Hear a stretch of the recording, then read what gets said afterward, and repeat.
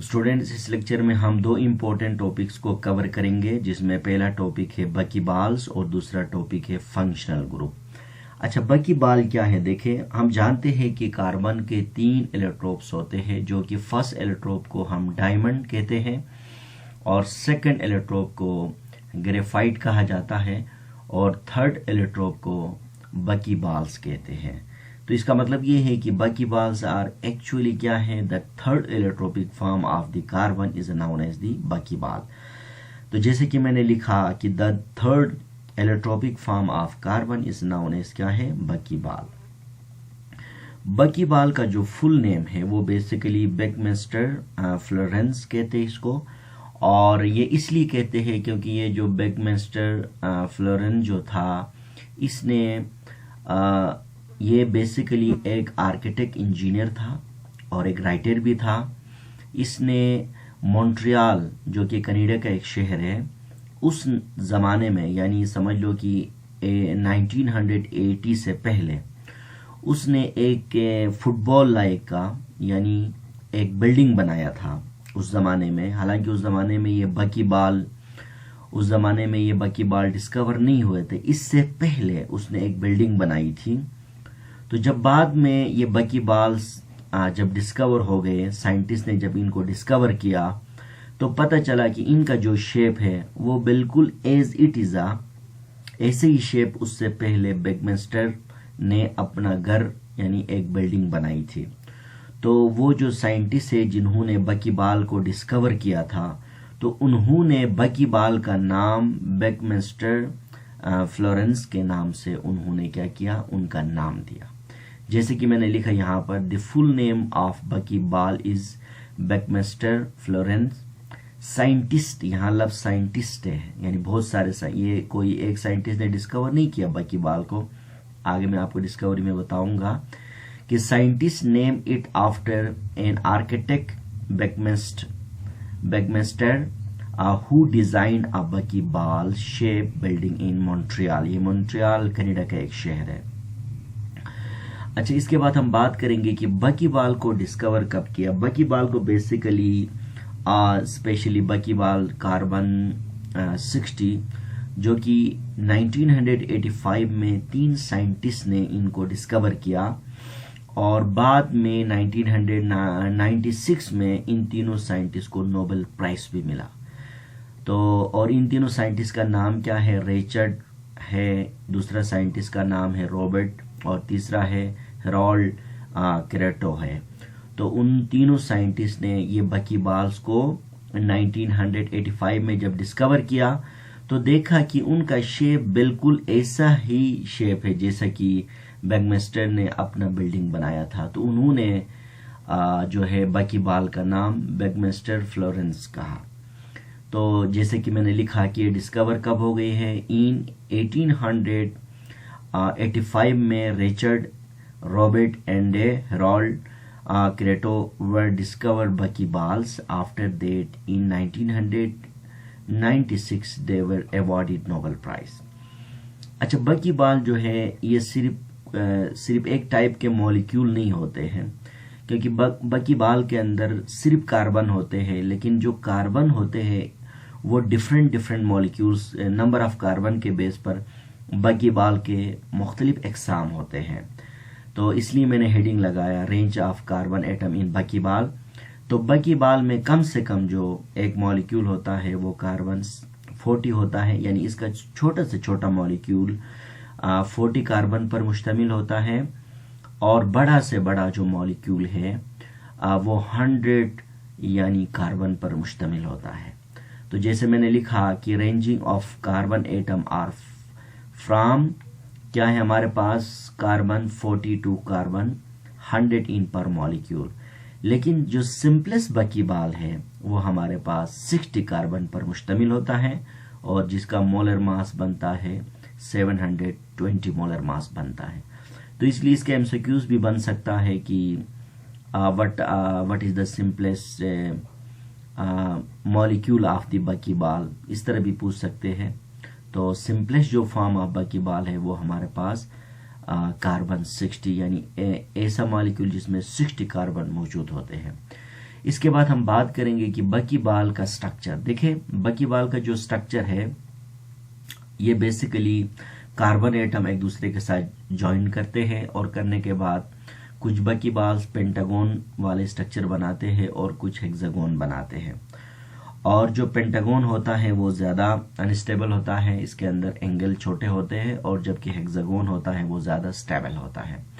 और बकीबाल क्या होता है, देखिए ये एक हेलो केज, एक बिल्कुल अंदर से खोखला सा एक पिंजरे जैसा लगता है, और ये दिखने में एक फुटबॉल जैसा लगता है। अगर आप बकीबाल की शेप को देखना है तो आप इस डायग्राम पे देखें, ये देखें आप, ये पेंटागन वाला स्ट्रक्चर दिखाया गया है और इसके अंदर ये अंदर से बिल्कुल क्या है, देखो हेलो केज है और ये बिल्कुल एक फुटबॉल लाइक शेप नजर आता है, तो इसलिए ये इसको फुटबॉल लाइक शेप भी कहा जाता है। तो इसी तरह से मैंने लिखा कि the carbon atom join together to form pentagon and hexagon structure. The carbon atoms are arranged in hollow cage structure, fold around ball-shaped molecule and look like a football. इसके बाद हम बात करेंगे कि बकीबाल के यूजेस क्या है। बकीबाल को सेमी कंडक्टर के तौर पर भी इस्तेमाल किया जाता है, और इसके बाद इनको जो रुब्रिकेंट होते हैं इनकी प्रिपरेशन के लिए भी इस्तेमाल करते हैं, और बकीबाल को कैटलिस्ट के तौर पर भी इस्तेमाल किया जाता है। जैसे मैंने लिखा कि they are use as a semiconductor, they are use as preparation of lubricant, they are use as catalyst. इसके बाद हम बात करेंगे कि यहाँ पर बकीबाल को हमने डिस्कस किया, हालांकि हमें ग्रेफाइट भी डिस्कस करना चाहिए, हमें जो है डायमंड भी डिस्कस करना चाहिए। देखें ग्रेफाइट और डायमंड जो है ये इनऑर्गेनिक नेचर होते हैं, लेकिन बकीबाल क्या है, ऑर्गेनिक नेचर है। तो इसलिए इस तरह भी सवाल पूछ सकते हैं कि buckyballs are either organic nature या इनऑर्गेनिक नेचर। तो बकीबाल्स के बारे में कहते हैं कि buckyballs are organic in nature. वो ऑर्गेनिक नेचर क्यों है? ऑर्गेनिक नेचर इसलिए होते हैं कि देखो they are soluble in organic solvent, इनको जब ऑर्गेनिक सॉल्वेंट में डालते हैं तो ये सॉल्युबल होते हैं, और इसके बाद ये ऑर्गेनिक कंपाउंड की तरह रिएक्शन शो करते हैं। जैसे कि ऑर्गेनिक कंपाउंड में हाइड्रोजनेशन होता है, तो बकीबाल के अंदर भी हाइड्रोजनेशन होता है, जैसा कि हेलोजिनेशन, ऑक्सीडेशन, तो ये रिएक्शन बकीबाल्स भी शो करते हैं। तो लिहाजा डायमंड और ग्रेफाइट को हम ऑर्गेनिक कंपाउंड में शामिल नहीं करते हैं, और जबकि बकीबाल्स को हम ऑर्गेनिक कंपाउंड में शामिल करते हैं। इसके बाद जो दूसरा टॉपिक है फंक्शनल ग्रुप। देखिए फंक्शनल ग्रुप क्या है, कोई भी एटम हो या ग्रुप ऑफ एटम हो या डबल बॉन्ड या ट्रिपल बॉन्ड हो, किसी भी मॉलिक्यूल में, किसी भी मॉलिक्यूल के अंदर या तो एटम हो या तो ग्रुप ऑफ एटम हो या तो डबल या ट्रिपल बॉन्ड हो, और जो कि उस कंपाउंड को, उस मॉलिक्यूल को एक यूनिक कैरेक्टरिस्टिक्स पैदा करे, इसके अंदर एक नया कैरेक्टरिस्टिक, यानी उस पूरा कंपाउंड के अंदर एक नया कैरेक्टरिस्टिक पैदा करे और पूरा उसके कंट्रोल हो उस कंपाउंड के ऊपर, मॉलिक्यूल के ऊपर, तो ऐसा ग्रुप को फंक्शनल ग्रुप कहा जाता है। जैसे कि मैंने लिखा an atom, group of atom, double bond और triple bond in a molecule that, देखिए दैट गिव, यहां पर हम लिख सकते हैं that give characteristics property to the molecule is called क्या है, फंक्शनल ग्रुप है। जैसे कि देखिए आप यहां पर हमारे पास एक एग्जांपल है, मीथेन है। अब आप देखें हम मीथेन में क्या करते हैं, सिंपली हमें पता है मीथेन अल्केन फैमिली का है, हम इसके अंदर क्या करते हैं, इसके रिएक्शन करवाते हैं Cl2 के साथ, तो नतीजे के तौर पर मीथेन से एक हाइड्रोजन निकल जाता है और इसकी जगह में हमारे पास एक नया कंपाउंड की फॉर्मेशन होती है। तो उस कंपाउंड का नाम क्या है, मिथाइल क्लोराइड है। अब ये मिथाइल क्लोराइड के अंदर जो क्लोरीन है ये बेसिकली क्या है, Fg है, यानी फंक्शनल ग्रुप है। तो अब आप देखिए जो मिथाइल क्लोराइड जो है, ये मिथाइल क्लोराइड अल्काइल ग्रुप का है, यानी क्लोराइड यहां आने से ये अल्केन क्या हुआ, यानी अल्काइल हैलाइड में तब्दील हुआ। तो इसी तरह से अगर हम यहां पर देखें कि अगर हम अल्केन में कोई भी अल्कोहल के साथ रिएक्शन करवा ले तो नतीजे के तौर पर क्या होगा, यहां से मिथाइल अल्कोहल बना और प्लस वाटर बना। तो हमने देखा यहाँ पर देखें कि इस केस में आप देखें मीथेन अल्केन फैमिली का है और इससे अल्कोहल फैमिली बना। तो देखें ये पहले वाला जो रिएक्शन है ये एटम है, सिंगल एटम का आने से यानी alkane family alkyl halide family में तब्दील हो गई। और दूसरा रिएक्शन में आप गौर करें, अल्केन जो मीथेन है ये अल्केन फैमिली OH का आने से अल्कोहल फैमिली में तब्दील हुआ। और इसके बाद हमने क्या किया, इसका डिहाइड्रोजनेशन करवाया। तो देखते हैं तो इसके अंदर से 2 हाइड्रोजन निकल गए, तो ये अल्केन क्या हुआ, अल्कीन में तब्दील हुआ। यानी डबल बॉन्ड की वजह से इसके अंदर एक नई कैरेक्टरिस्टिक्स पैदा हो गए। और तीसरा फोर्थ रिएक्शन आप देखें इसके अंदर, यानी जो हमारे पास अल्केन है इसके अंदर हमने हाइड्रोजनेशन करवाया, डिहाइड्रोजनेशन करवाया। डिहाइड्रोजनेशन का मतलब ये है कि हाइड्रोजन को हमने इससे रिमूव करना। डी का मतलब है निकालना, हाइड्रोजनेशन का मतलब है यानी हाइड्रोजन को रिमूव करना। हमने यहाँ से 3 मोल हाइड्रोजन को निकाला तो हमारे पास देखे अल्काइन बना। तो इसका मतलब ये हुआ कि वो एटम पहला रिएक्शन में देखें वो ग्रुप ऑफ एटम या वो डबल बॉन्ड या ट्रिपल बॉन्ड जिसकी वजह से उस मॉलिक्यूल और इस कंपाउंड के अंदर एक नया कैरेक्टरिस्टिक्स पैदा हो जाए तो उसको हम क्या कहते हैं, फंक्शनल ग्रुप कहा जाता है। तो इसी तरह से फंक्शनल ग्रुप एक एटम पर मुश्तमिल हो सकता है, जिस तरह लाई का क्लोरीन। ये ग्रुप ऑफ एटम का मतलब 2 एटम 3 एटम पर मुश्तमिल लाई का हाइड्रोक्सिल ग्रुप।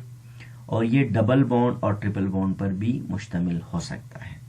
अब हम बात करेंगे कि जो फंक्शनल जो ग्रुप है इनके 3 इम्पोर्टेंट जो है इम्पोर्टेंस के बारे में डिस्कस करेंगे।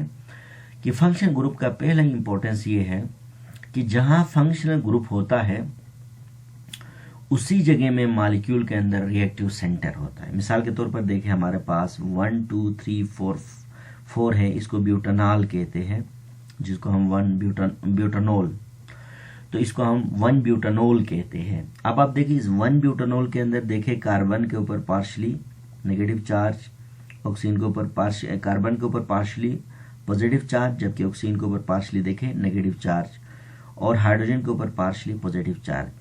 अब आप देखें इसके अंदर अगर कोई भी ग्रुप आएगा रिएक्शन करने के लिए तो डेफिनेटली ये जो 3 प्रोपेन है इसके ऊपर कोई रिएक्शन नहीं होगा क्योंकि इसके ऊपर कोई चार्जेस नहीं है।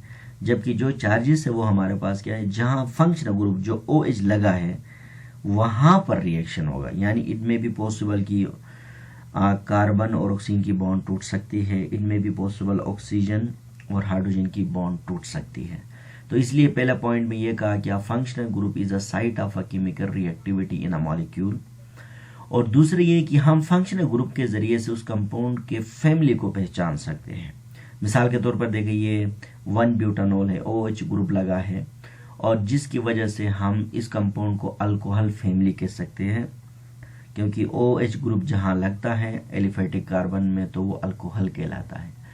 तो दूसरा इंपॉर्टेंस ये है कि फंक्शनल ग्रुप फैमिली को रिप्रेजेंट करता है। और तीसरा ये है कि जो फंक्शनल ग्रुप होता है ये नोमेनक्लेचर को भी डिफाइन करता है। मिसाल के तौर पर देखें हमने यहाँ से नंबरिंग किया, देखें जहाँ फंक्शन ग्रुप लगा था तो हमने लेट सपोज नंबरिंग वहाँ से शुरू किया 1 और 2 3 और 4। ये फंक्शनल ग्रुप से हमने नंबरिंग स्टार्ट किए, इसलिए हमने इसका नाम रखा 1 ब्यूटानॉल रखा। तो इसका मतलब ये है कि जहाँ फंक्शनल ग्रुप है वहाँ रिएक्टिव सेंटर होता है और फंक्शनल ग्रुप फैमिली को रिप्रेजेंट करता है और फंक्शनल ग्रुप नोमेनक्लेचर यानी कंपाउंड के नाम रखने में बहुत ज़्यादा इसको डिफाइन करता है, इसमें हेल्प करता है।